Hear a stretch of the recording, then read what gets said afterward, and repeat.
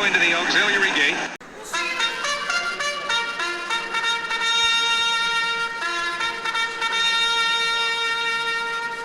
If you want hope, our only hope is as if Caitlin Freeze, baby boy Asher, marries one of Gary Parmesan's kids and they make a super racing executive. That's the only way we get out of this mess. You're listening to the Auxiliary Gate Podcast, Kentucky's weekly horse racing discussion. And now, here are your hosts, Alan Schneider, Geoff Riggs, and me, CC Broaddus.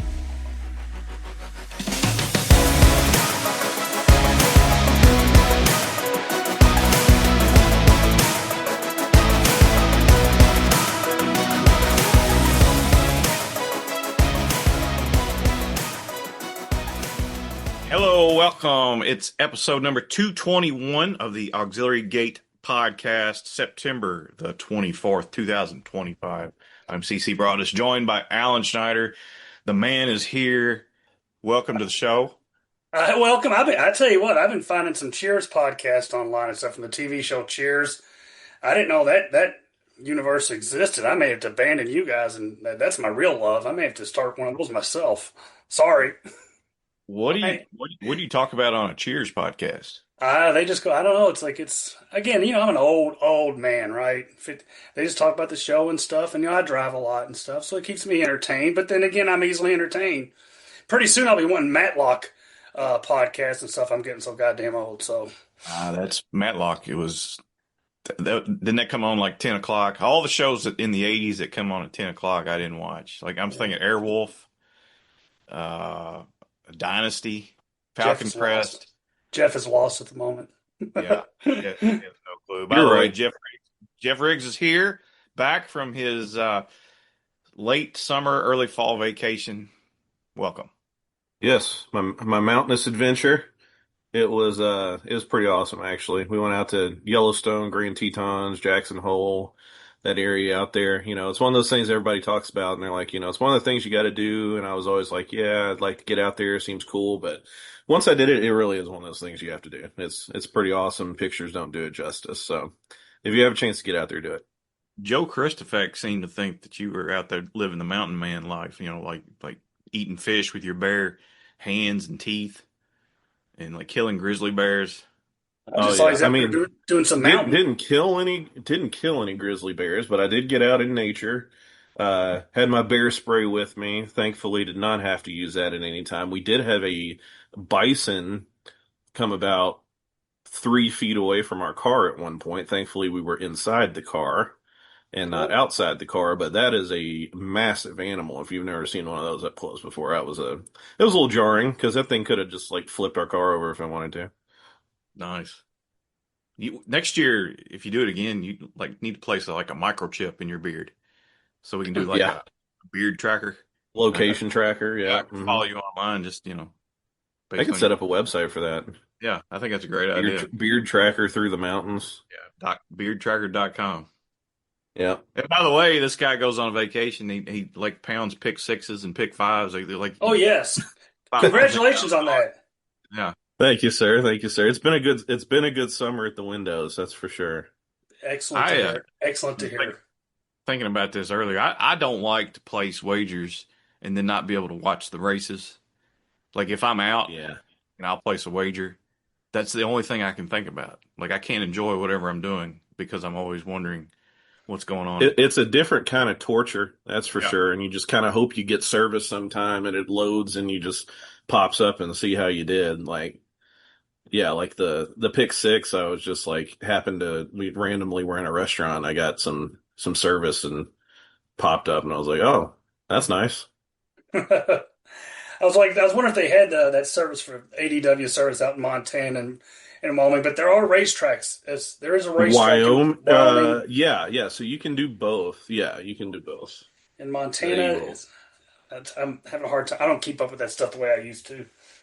Mm-hmm. I'm pretty sure the sports betting is different, though. I think one of the two you can't do sports bets. I don't remember. Yeah, cool. I'm glad you hit it. Help offset a little bit of that cost too, right? Yeah, exactly. It's perfect. I've got an ongoing issue with Kroger. There's been an ongoing battle for me. not happy with what they're doing over there. Whether it be having to bag my own groceries. Yeah. I don't think their selection is very good. Uh, this morning had to go get the groceries, and I'm pushing my. I've got everything in the cart in the bag. Went through actually had somebody check me out, and they did a great job pushing the cart out. Get to the door, the wheels lock up on my cart. Oh yeah. Oh, this is not cool. So I'm like shoving this cart out. I was like, what the hell's going on with the cart? And this guy walked past me. He says, it's probably a security thing. And I'm like, what? It's like, did I steal something? So I had to leave my cart unattended at the door. The door's wide open. And I leave the cart unattended. I have to go find somebody to help me unlock the cart. Apparently, they've got a security device in the grocery carts now. And if it senses that you've maybe gotten away with something, it locks you up. I had no idea. Like an ankle bracelet. I have seen that. Yep. And so I get the lady to come over and she just scans this little thing on the wheel of the cart and it unlocks. And she says sometimes it does that in the U-Scan aisle. And I'm like, I didn't go to the U-Scan aisle. So that was fun. I looked like I stole something out of Kroger, and that was I had to do the walk of shame. You do look suspicious, CC. Yeah. Well, I mean, I've thought about it several times. Maybe like sneaking a brisket out or something like that. Anyway, moving on. News of the week. We need to send a get well soon to Brian Hernandez Jr. Had a accident on Sunday. I didn't get to see it. We were out messing around on Sunday, so I didn't even know anything about it till that night. And apparently he's had a really bad spill. I think he should be coming home soon, though. And our thoughts are with him. Let's see if I can find this. 7 broken ribs. That's got to suck. Punctured lung, lacerated liver. And it's some internal bleeding stuff they had to take care of. It was rough. I'm always gonna give Brian tons of credit, man. When we first started doing this and we decided we'd have guests, I asked him to do this, and out of nowhere, he never thought twice about it. He was all for him. Like, really, why would you want to do this stupid little podcast, or whatever? But he could not have been more friendly, more nice. Every time we ask him, he is the best person ever. And so I was really upset to see that way, but he is going to be doing well, and he's made me a lot of money over the years. He's my favorite jockey. I don't mind saying that. And so I'm all the best for Brian. Absolutely. And that leaves the mount open on a lot of horses going forward, especially Torpedo Anna. Looks like Flavian Pratt is going to pick up the mount on her and the Spinster. And Kenny McPeak was non-committal on who would ride Mystic Dan this Saturday in the Lucas Classic. I think he's going to maybe see if there's some late scratches in that race and maybe pick up one of those jockeys. So, musical chairs on the McPeak barn going forward here. Now let's talk about real quick this Pennsylvania Derby won by Baeza. A really impressive effort by Baeza, and I think he kind of franked the form of the 2 horses that have beaten him this year, Sovereignty and Journalism. Baeza, any of you guys get to check that race out? I did not get to see that. I'm sorry. That is one race I did get to watch. I watched the replay of it. I didn't watch it live, but very impressive performance from Baez, and I agree with everything you said. I think it touts Sovereignty and Journalism even more. We've talked about it all season, how lucky we are to have kind of a big 3-year-olds that we can follow and can really get excited about, that it feels different than it has in a long time. And I think especially Sovereignty could just be an all-timer when it's all said and done. Right. I think those 3 plus several others are going to point to this Breeders' Cup Classic. So this classic could be an all-timer.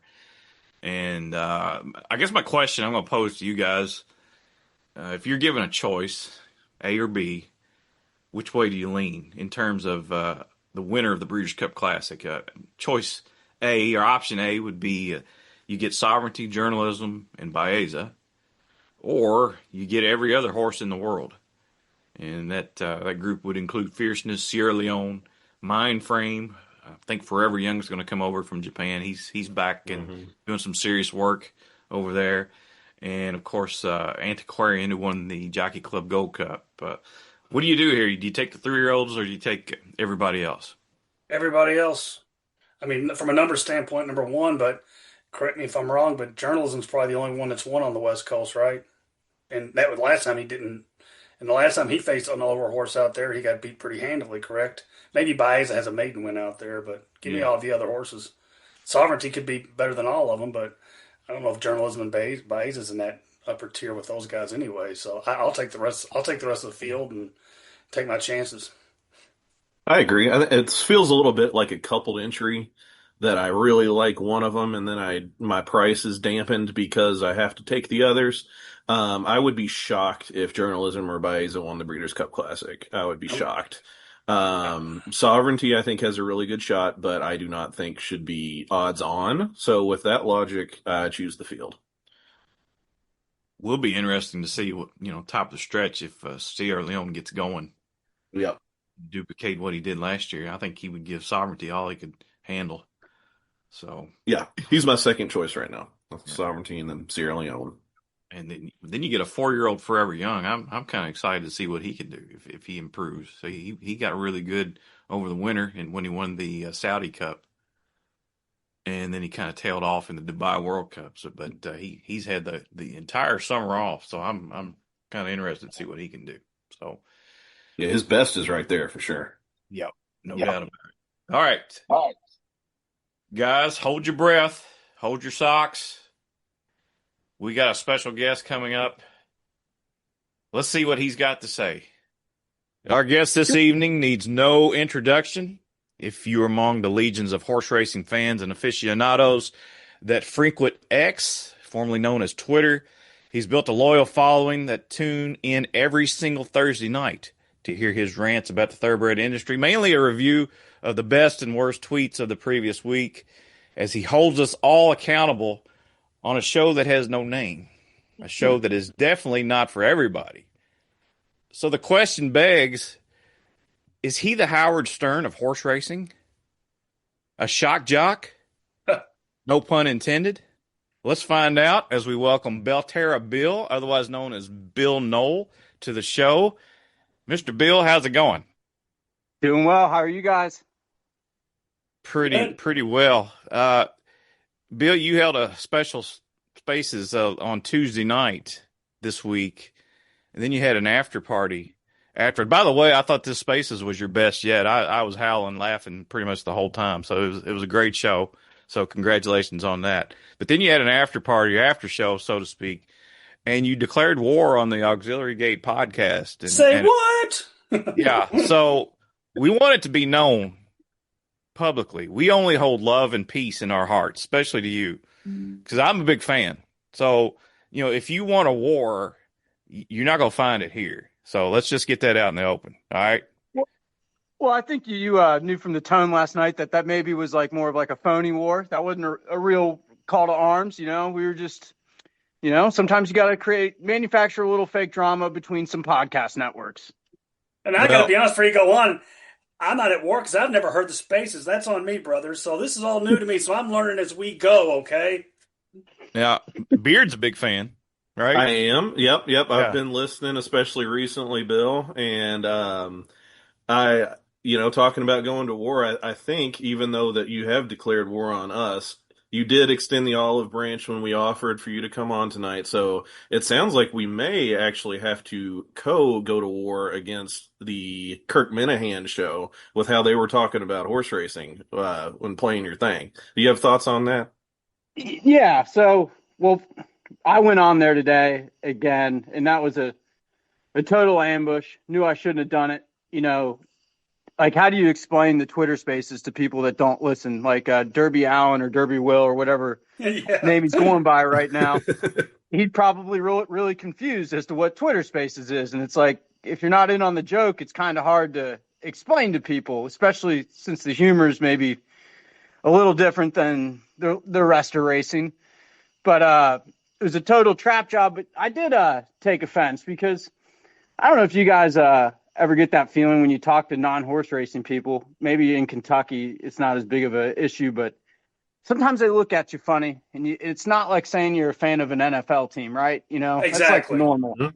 Yes. And yeah, I feel like I'm tired of having to apologize for liking what I like. I love Twitter, I love horse racing, and I love the people in horse racing.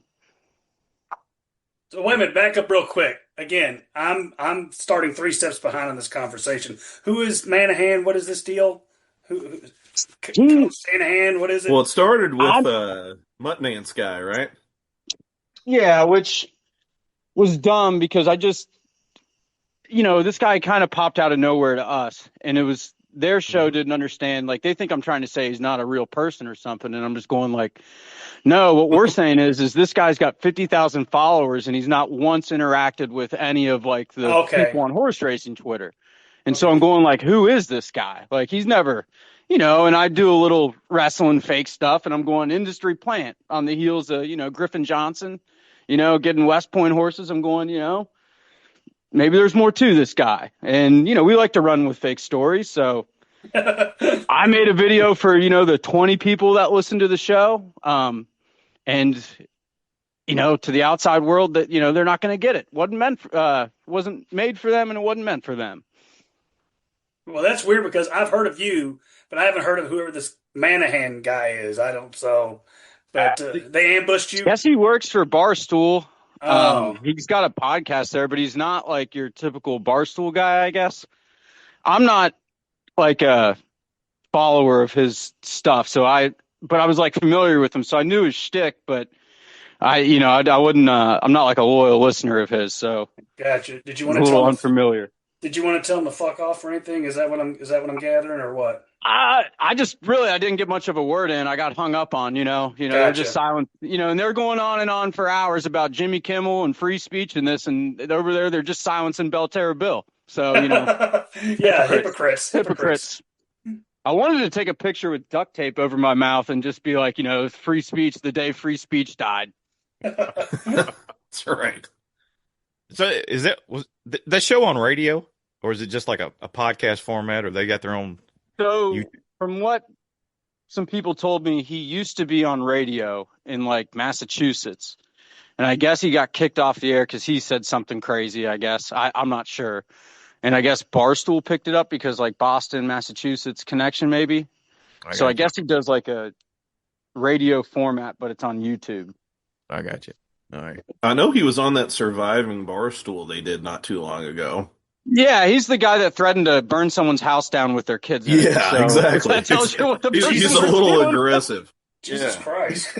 I like to think I play crazy, and I'm going, oh shit, I actually entered the world of a crazy person there. Like it's all fun and games until the rabbit's got the gun. You got that right. Well, I gotta be honest. I mean, at first, I wasn't a big fan of the show. I thought you guys were kind of on the disrespectful side, but we are.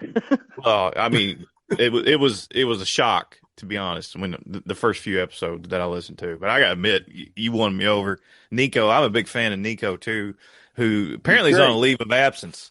And I hate that because I miss him on the show a lot. He's a really nice guy. I've talked to him just briefly in DMs. He's a good dude.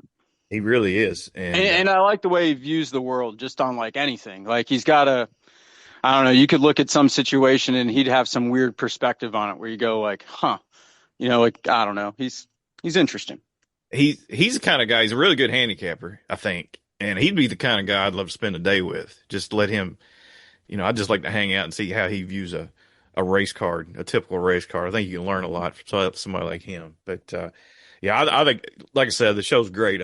Your banner's hilarious. I like that, you take guests on. I mean, you got some racetrack executives actually tune in. I've seen that before, and you got CJ Johnson. That guy he chimes in. He's a big time owner.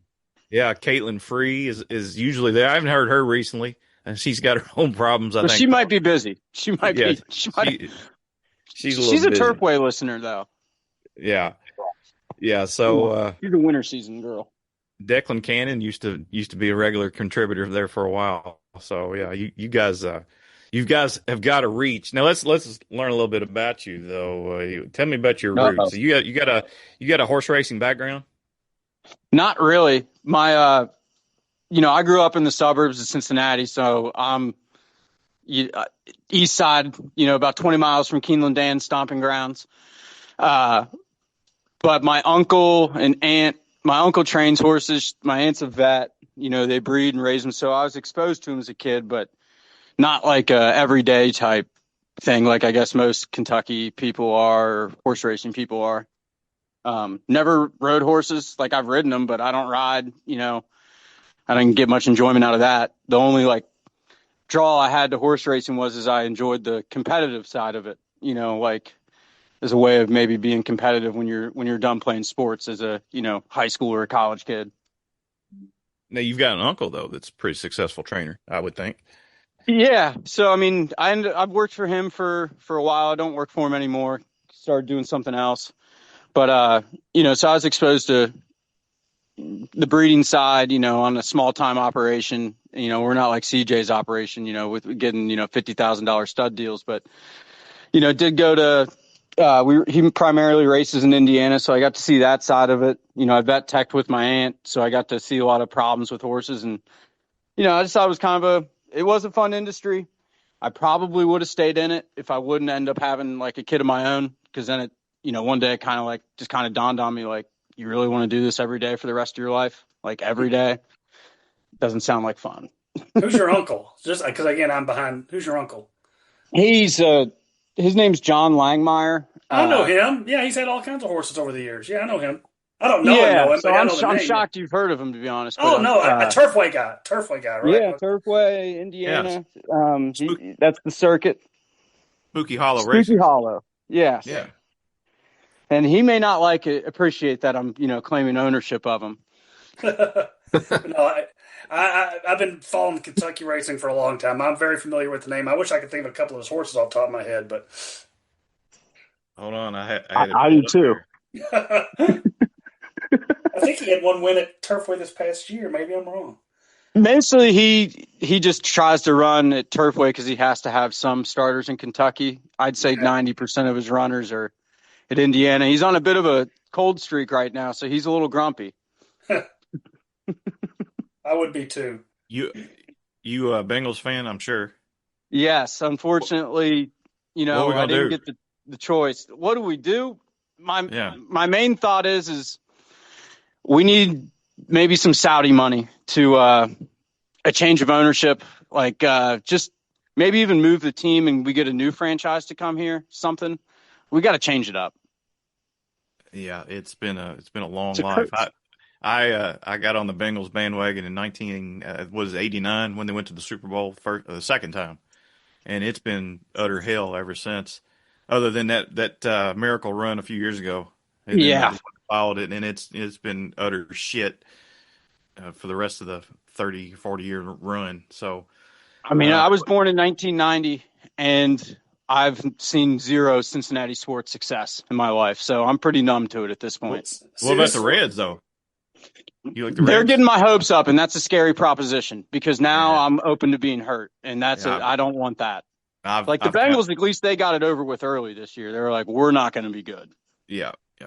I'm off the Reds bandwagon. I'm not a fan of that ownership group. I don't like Bob Castellini, or is it the son, Castellini? Yeah, Phil. He's the one that told us, where are they going to go, or Yeah, I didn't appreciate that, but I don't think I've watched the game. I watched generally 80% of their games most of the time when they're good.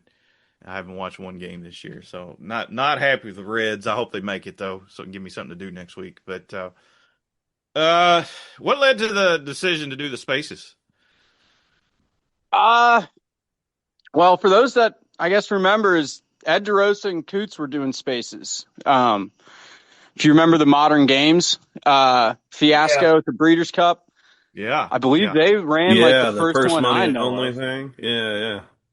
And they kind of kept doing them after that, and then they stopped. And I used to call in, and I was like, "This is awesome!" Like us kind of controlling like the talking, because it's I don't know. I just saw kind of the Wild West or what it could be like for once we can kind of not necessarily control a narrative, but horse players can kind of interact in a different way other than text.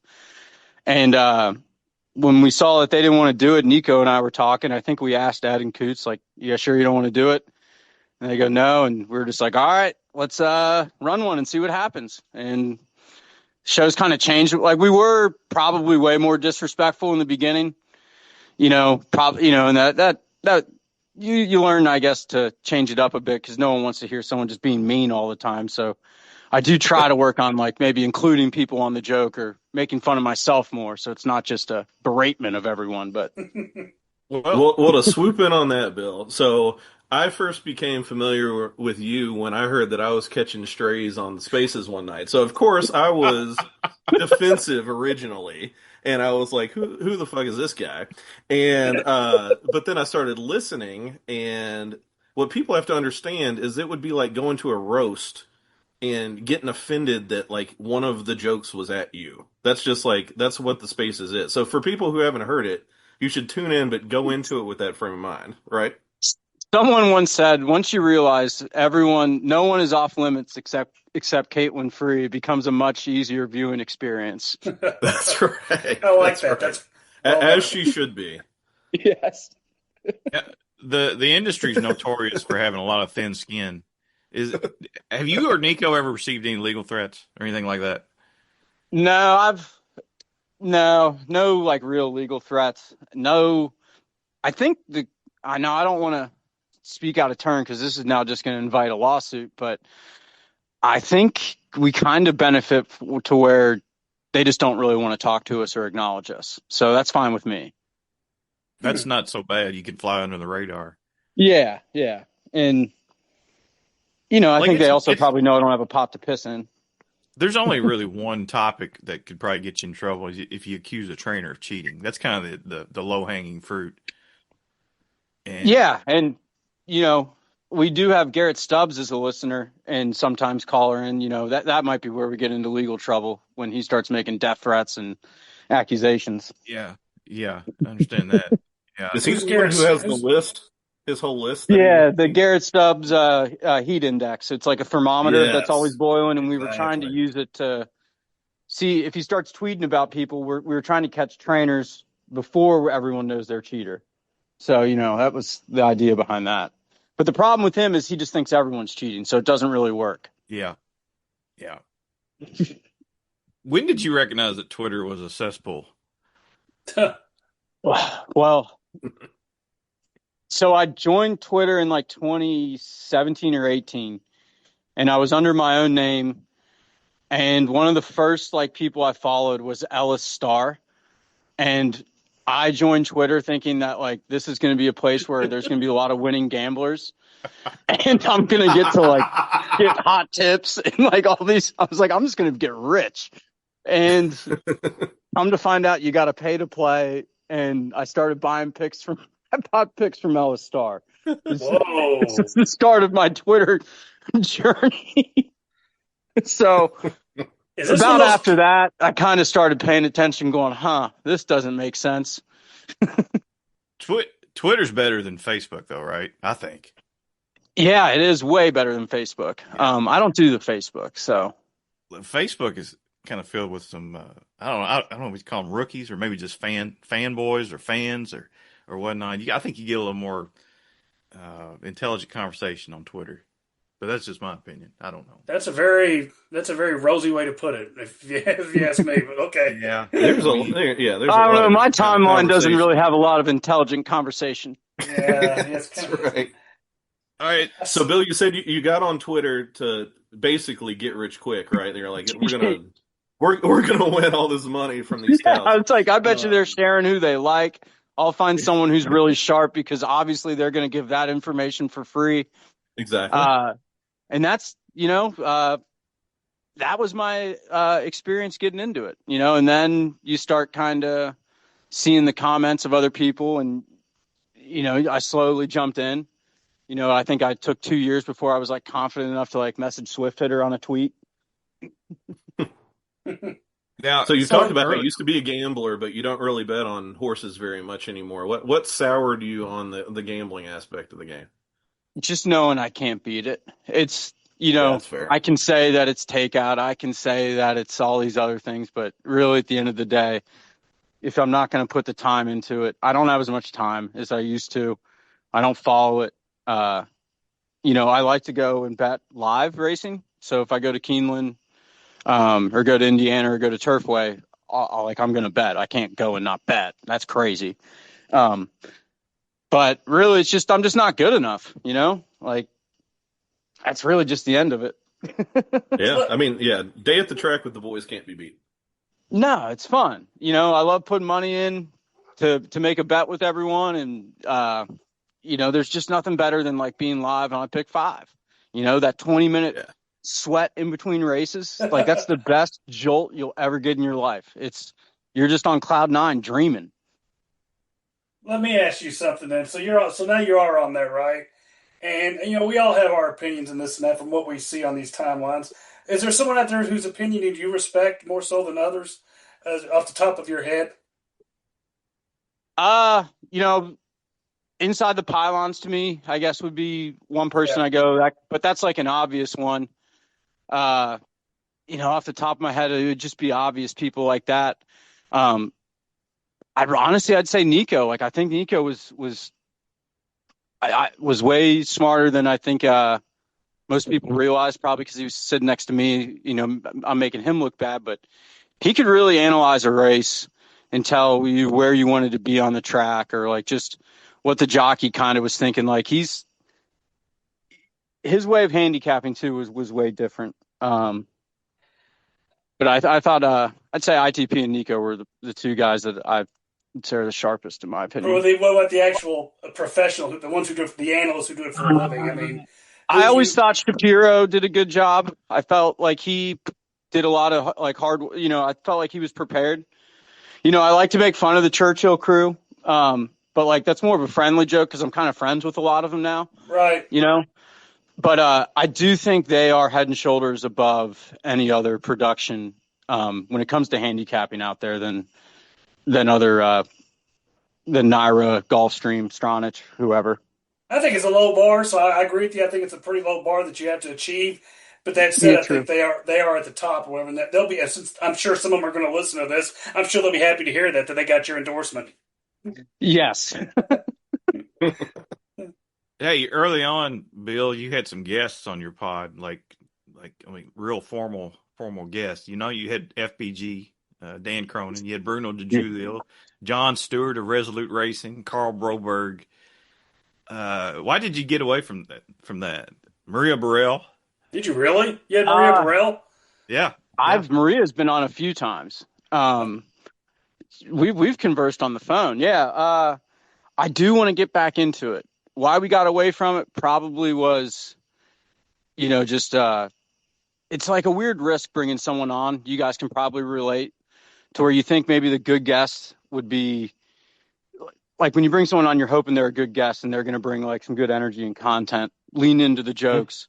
Yeah. And when you find one, like there are a few duds in there. And when you find that they aren't good, you're like, man, I just don't know if I want to take that risk of like suffering through like a half hour of like something really boring. You got to lead them around. You got to lead them by the leash. Yeah, I know what you mean. Yeah, like if you like fat ball guy, like, and a lot of these people that maybe didn't like us or maybe I didn't like them.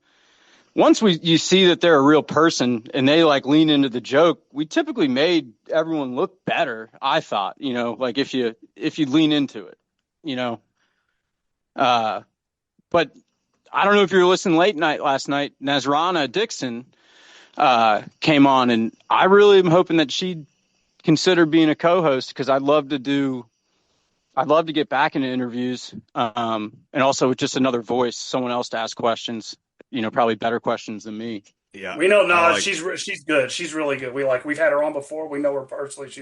She'd be good. She'd be excellent. Yeah. I thought she was a good addition last night as well. I was listening. I thought she was awesome. So do everything you can to lock her up, pay her whatever she needs. Yeah, I'm trying. Do you pay people? Wait a minute, you pay people? No. Oh, okay. We're trying to get paid. What are we talking about? How much money we made in this over the last 4.5 years, CC? That's the thing. I was going to ask you that. I forgot to write that down. We don't have sponsors either. You don't. No. You do this for free. It's a labor of love, right? I mean, it's fun, and you get to meet people. but it's I don't. What does it boil down to for you to do this? Because I you're taking yourself away from your family for about 2 hours once a week. Yeah, honestly, it's kind of as I said last night. I like what I like. I do it because I like doing it. Anything I do, whether it's fishing, hunting, gambling, like as soon as I stop enjoying something, I quit doing it. I genuinely have fun trying to like come up with jokes when I'm scrolling Twitter and I bookmark a tweet to comment later and I'll think about it and try to think of something funny. I I do get like a rush at the end of it, like a kind of a weird high, but then the next morning's just filled with regret because I'm a little hungover and I'm like, why are you making yourself look like a fool? But then you're like, toughen up, who cares? You you a bow hunter? Bow, gun, yeah, Has I bow got a season boy that started likes for to. bow The youth season started? season, yeah. Youth season. So I got my one boy up there. We go up there and we hunt on the weekends together. And I used to do it with my dad. I'm not that much into hunting. I'm way more into fishing. But I got a little hillbilly kid, and he just wants to. That's all he wants to do. That's good. Yeah. That fishing is it can go either way. I haven't gone out one time this year. It's the first time I haven't fished in about 10 years. So get back to that at some point. Griffin Johnson, is that you getting him tomorrow night? Maybe is that Jesus. So here's the problem with Swift. All of a sudden, he decided that he wanted to be like my marketing agent, and he's booking guests without my knowledge. He just messages me, and he's like, "I'm gonna get you Griffin Johnson and make your show better." I'm like, "Well, thanks." You basically just kind of said that my show is slop. Stock the Pace was messaging me on his tweets, going like, "He's the king of the backhanded compliment." And all of a sudden he shares me these DMs of him demanding West Point thoroughbreds get him in contact with Griffin. He's Brian, who's the Nadu or something like that? Is there Brian Nadell? Yeah, something like that. He's messaging him like, "Give me Griffin's number now." And then all of a sudden he's sending me DMs from Griffin. Griffin saying he's getting off a plane at 8:00 and he'd love to come on. really? That's awesome. I guess. See, it's kind of like I guess. What do you talk about with him though? Because he's actually probably got something to lose. That's what I'm going. Yes, like exactly. Yeah. I'm thinking. Does he know what he's getting into? That's what I told Swift. I said, like, yeah, I'll be nice to him, but I was like, this guy's got a career. Like, this isn't. He says the wrong thing, it can really fuck him over. Is I guess. Yeah, and I don't want to do that. Yeah. Like, that's not my end game. And the other thing is like, I don't really know what I'd even ask him. Like, maybe I'd ask him about like, what's the process of getting a free horse? Like, but I just don't think there's that much there. Or maybe I could ask him because he has gotten into the weeds on Twitter, arguing with people like Joel Stars and a few others. So he has gotten into the weeds. So maybe I can ask him questions about like, have you or are you familiar with Swift Hitter? Like, what's your thoughts on him? Maybe he's got something there. But I just don't think he's that interesting. So we'll see. I mean, he's kind of like the apple of a lot of young ladies' eyes, right? I mean, that's kind of his claim to fame. He's just good looking, right? Kind of like Rick. I don't think he's known for being like entertaining. He's known for having a great jawline and eyes. Yeah. Right. No, make it a video thing. Make it video. Yeah. We'll see, but I'm willing to bet that someone from the Jockey Club is going to call in the hit and be like, "No, you can't go on that." So, do you think you're on their radar? Nah, I don't think so. Because one, they're rich. Like, wouldn't you? Well, I guess we do have Mike Rapoli and Stewart all over Twitter, and they're rich. But no, I don't think they pay attention. We're on late, and we're nobodies, so I doubt it. That's a skin you need to hang on the wall. You need to get Rapoli on there. I think he might do it. I've tried reaching out to people. I've tried even using Swift on that. He avoids me like the plague. I've even tried changing my name to Mike Ravioli to get a little attention from him. Like everything I've tried to get this guy, it just won't happen. Right. Because I'd love to actually ask him real questions. None of this happy horse shit stuff on other podcasts where, they just all laugh and have a good time. Like that's not, and I'm not going to let him just talk the whole time. Like I'm going to have to talk over him. Kind of hard to do that with Jon Stewart, wasn't it? John, you said you had Jon Stewart on? Yeah, Stewart was tough, but you want to know who the toughest was Bruno. Bruno got on rants about Kona Gold back in 1983, and you're, what do you even say?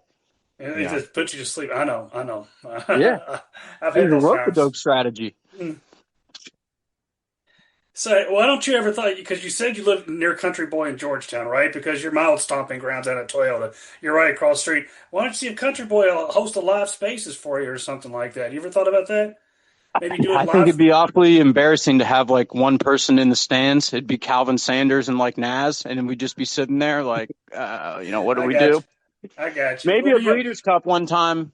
You know, so Stock the Pace used to do a Breeders' Cup day after Breeders' Cup hangover tournament, and he got it on horsetourneys.com. And he said that when it comes back to Churchill, he's going to do it in Louisville, and he's going to run it out of a bar where you show up and it's like an open bar type thing, enter the yes. tournament on horse tourneys. And I said, it'd be cool. Is like at the time Nico was still on the show. I was like, that'd be cool. We could do like a live spaces, like commentate like they do with Fornitail and whatever at the NHC. Like, well, like just be live on air reporting. That's not a bad idea. Maybe I more like like the idea. like in dodgeball. Maybe to comment on the way they Yeah. did in dodgeball with Jason Bateman and Gary Cole. That'd be Yeah. cool. Yeah. Yeah. Yeah.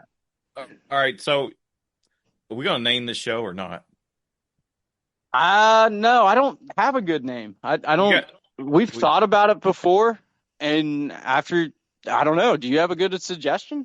No, I don't. I'm not good at those kind of things. Alan could come up with one. I think Naz would be the one for that. She's the marketing genius, and if she's going to be involved, I think we land on her. Place I would on her agree there. name. Yeah, you play with her name. And you could do something with that. She is going to do it though. You think? I think she is. I think she is. I don't want to speak for her, but I've asked her. I know I've received a lot of like DMs from people saying how much they really liked her on there. And, we kind of talked about like, yeah, we got to work her in, like kind of, give her like a real role on the show. Like, like let us build some chemistry. Cause I think there's something there. And I think it's kind of cool having like a woman's voice on there. Cause it's like, you get tired of listening to mine. Like you might want something a little more pleasant. Gotcha. All right. But she was funny, man. Like she went after Stabile last night. She got, like she held her own. Like she wasn't afraid to, pick a little fight. I'd say she's a little dynamo, to be honest. Her last I name wouldn't want to pick a fight with her. Yeah. Her last name is Dixon. You could do something with that. I'm just saying. That's good. I like where your head's at.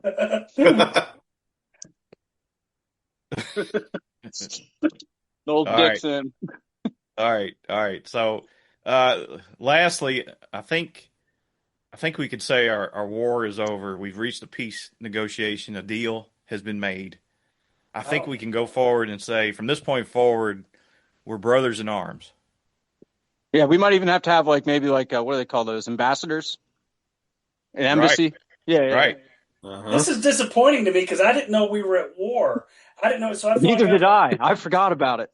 So That's how most wars happen. This actually though, isn't the first time I declared war on you, because someone reminded me I declared war on you when you guys brought Declan Cannon on your show, and we started a fake war back then. That's awesome. That's great. I would fight over Declan. I would go to war over Declan. I would too. If there's one person in the industry I'd fight a war over, it's probably Declan Cannon. He's a badass, man. That guy's taking so many falls and shit and just keeps bouncing back. So yeah, I could see that. So if this is World War II then, right? World War II? Yeah. All right. And we've all made the same amount of money. That's right. We're rich. Let's see if we can do maybe a Spaces Auxiliary Gate meetup at Turfway Park this winter. How about that? We'll do a live Spaces from Turfway. Is there anywhere to sit? Freezing our asses off out there, shivering in the cold, but yeah, it'd be good. Maybe it was a bad idea. I'd be down. You let me know when you're there. Keeneland's around the corner. I'm sure you boys will be there. Yeah. Oh yeah. Caitlin will get us a table. Caitlin will get us. If we says how to do it, Caitlin will get us something knocked out or whatever. She'll get us a table somewhere. We'll be all right. But we can get Well, up if you there. can't get a table, I got a bench guy. All right, that's great. That'd be good.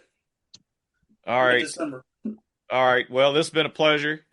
Tomorrow night, Thank you. Thursday night, every Thursday night, or did you change it up last? You did it. Sometimes it's hit and miss. Sometimes Thursday, every other. Depends on how much content there is.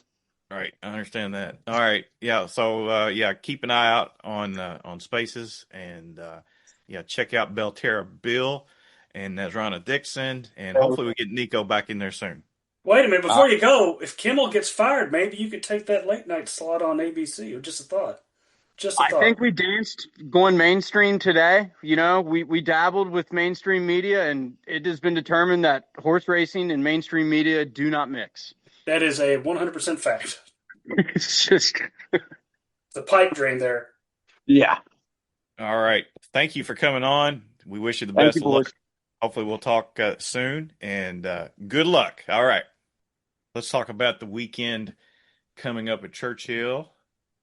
A couple of nice stakes races. You got the 1 mile ACAC, a grade 3, most wanted on the rail for Brad Cox or Red Ortiz, 6-5 on the morning line. But this race is not a walk in the park. You get Will Take It for Dallas Stewart, and he's coming off a bit of a break. But before he did so, he won the Hanshin Stakes on June 29th, going this same distance. So interesting battle. You got John Sadler shipping a horse from the West Coast, indispensable.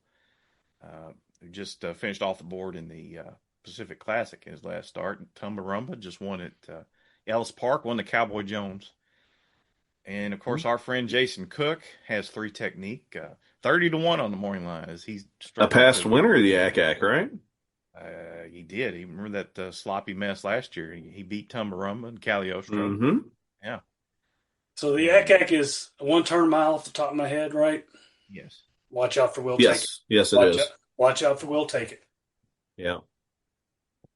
I'm going to have a hard time getting past Most Wanted, but that if he's near that 6-5 morning line, I don't know that that's playable. But I think you guys know by this point, I'm kind of a Most Wanted stan. Yeah. And rightfully so. The horse has never really done anything wrong. Or did that horse just run on up in New York a few weeks ago? Saratoga, yeah, he ran in the Forgo. Mm-hmm. You know, beaten by. Yeah, they're desperately trying to get him a grade 1 win because he's a half brother to Life is Good. So there's some pedigree value there. And then of course the Lucas Classic, 2 races later, mile and 1/8, and you get Hit Show, who's won $8.5 million in his lifetime, Rattle and Roll, and Mystic Dan, of course, off his 4th place finish in Arlington Million. Disarm ran well in the Whitney 2 starts back. Banishing, Yeah. Who's won 2 in a row, won the Charlestown Classic, and really not a deep field, but it is competitive. Rattle and Roll last year. Rattle and Roll is one of those horses that gets completely overlooked or underestimated. And I remember last year he came off a long layoff and ran. I think it was this time of year, ran a good race. It might have been in the Lucas Classic. This is off the top of my head. And comes back and didn't he win the? Did he win the Clark? He came. He uses. He's like he just resurfaced at the end of the year. He's like same pattern, runs a prep and then gets a big win. Right? People kind of forgotten about him. Right? Right. Yeah. Rattle and Roll's that horse I can never get right. If I'm on him, he loses. If I'm against him, he wins. Yep. Yeah. It took a side trip to Saudi Arabia and Dubai. It hasn't run. That's right. It hasn't run since an 8th place finish in the Dubai World Cup behind Hit Show. That's interesting that those 2 meet up. But after that trip, but he ran the Lucas Classic back to back basically in 23 and 24. Then second off the layoff, he won the Clark over Most Wanted in a Hit Show. So it's amazing. Hit Show has $8 million with his bankroll, but that's what happens when you win the richest race in the world, right? Right. At 40-1. Right. All right. Keeneland opens October 3rd, next Friday. Looking forward to that. Anything else we want to talk about before we hit the showers? Are there any other wars out there that we have with people that I'm unaware of? Because I need to maybe start digging a little deeper. Anybody else, we got a war with anyone else, like the FanDuel guys or anything like that? I don't know. I mean, we can try. That'd be fine because I don't like the FanDuel We can stuff. try. I like that. Yeah. Not that I know of, but hey, we'll see what happens. Bill was cool. I like Bill. He's nice. Good guy. Maybe we can open up something with Gulfstream. Maybe what's the Ron Nicoletti and I can take him. I think I could take him. Brian Nato is one of the best human beings I've ever met in my life. So Gulfstream's off the table as far as my opinion goes. Well, we'll run out of tracks. I don't know where we're going. I mean, Prescott. Yeah, that's true. That's true. All right, Belterra maybe. I don't know. All right, Belterra would be a ground war. Yeah, that'd be interesting.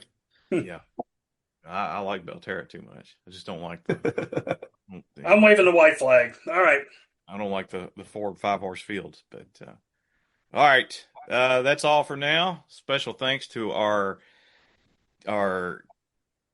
guest, Belterra Bill Knoll, and of course, Alan Schneider, Geoff Riggs, and 1,000 people in the truck. I'm CC Broaddus reminding you the gambling money ain't got no home. Good night.